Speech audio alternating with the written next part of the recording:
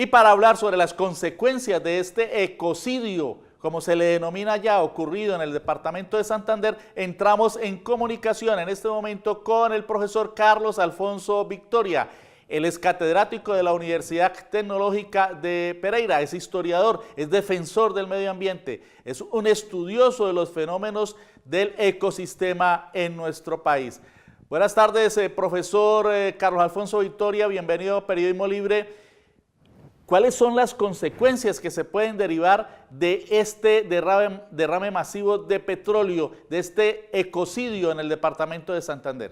En principio me parece que es necesario que los colombianos y colombianas abran el ojo. Esto significa que podamos realmente adentrarnos en la problemática, y esto implica, en primera instancia, buscar fuentes de información alternativas.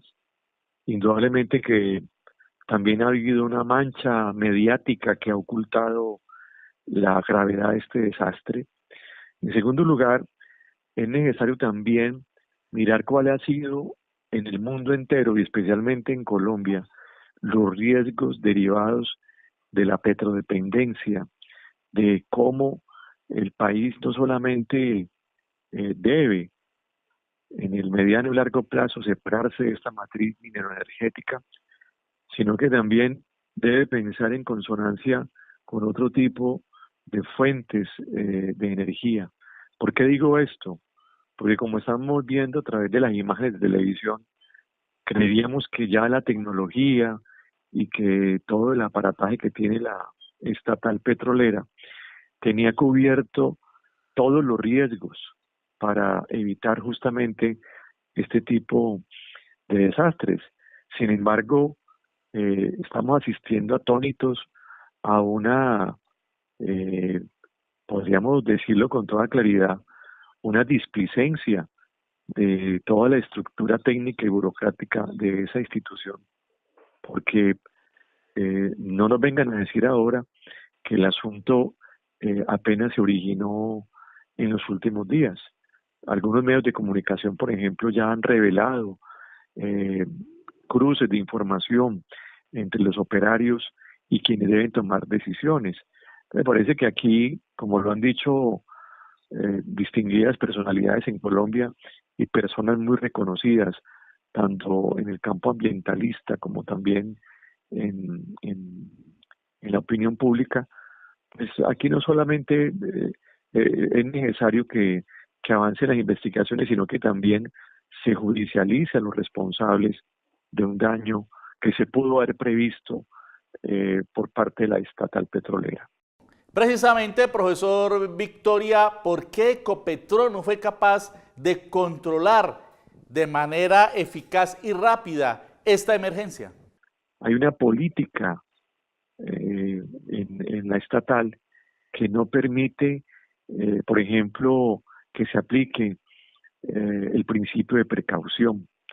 Este tema del principio de precaución es clave para disminuir y reducir los riesgos de contaminación por efecto de la extracción de hidrocarburos.